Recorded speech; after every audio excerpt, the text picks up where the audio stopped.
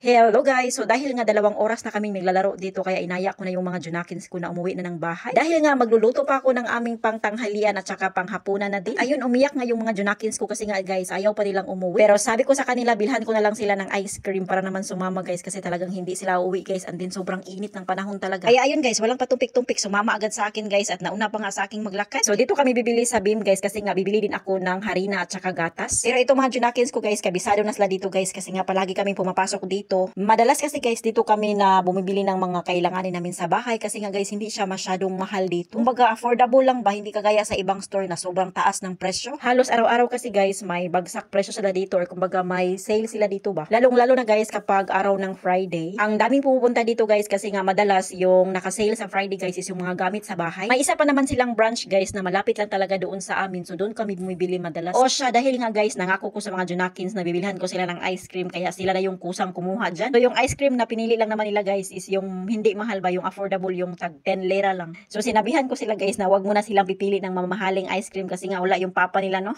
Baka hindi magkasya yung ating budget for today's video. So dahil nga tapos na sila sa pagpamili sa kanilang ice cream guys, so ako naman yung pipili sa aking bibilhing harina. So bibili lang tayo dito ng hindi naman masyadong mahal na harina guys. I think tag 50 lang itong harina na pili ko. So 2 kilo na guys. At nakakuha na din ako dito ng ano guys, kanang gatas. Pagkatapos ay dumiretso na kami doon sa counter para magbayad ng aming mga binibili. Wag na tayong magtagal dito sa loob guys kasi mahirap na, ang daming gusto kong bilhin dito kaso nga lang yung pera na lang yung wala guys. At sa totoo lang guys, sobrang mamahal na talaga ng mga bilihin ngayon. Alam ko hindi lang dito pati na rin sa buong mundo. Diyos ko dai, bawat taon tumataas yung presyo talaga. Ay hindi lang pala taon guys, kundi buwan-buwan halos. Kaya isa ito sa rason guys kung bakit ako bumibili ng harina kasi minsan ako na yung gumagawa ng tinapay namin kasi alam niyo naman guys dito tinapay is life. And then sobrang napakamahal na po ng tinapay dito na binibili namin or kinakain ng mga Turkish dito guys. Isipin niyo na lang guys, yung tinapay na binibili ko noon nung pagdating ko dito ay nasa 2 lira lang noon guys, pero ngayon guys nasa 15 ang isa. Imagine, sobrang taas na talaga ng presyo ngayon. Kaya tipid-tipid din tayo guys pag may time. Basta ito yung sinasabi ko dito guys, na itong banda na ito guys ay mga naka-sale ito guys. So mga iba't ibang klase ng mga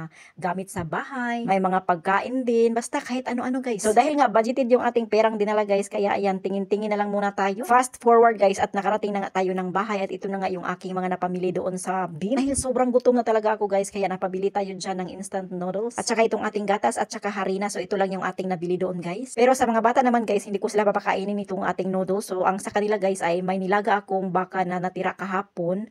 So nilagyan ko siya ng spinach. So bali yung lulutuin ko na lang guys ay para sa aking juice sawa kasi nga may trabaho siya ngayong gabi. So ayan guys, nilagyan na natin ng mainit na tubig itong ating noodles kasi sobrang gigusla na jud ko guys. And then takpan muna natin to ng mga ilang minuto bago natin kainin. At nung kinagabihan nga guys ay nakaluto nga pala ako nitong napakasarap na pandesal kasi sobrang nagki-crave talaga ako ng pandesal guys. Sobrang napakasarap itong ipari sa kape talaga guys. So sa ating next video guys ay ipapakita ko sa inyo kung paano ko ginawa itong ating pandesal. So hanggang dito na lang guys. Thank you for watching. Kung nagustuhan nyo ang ating video, please subscribe. Thank you.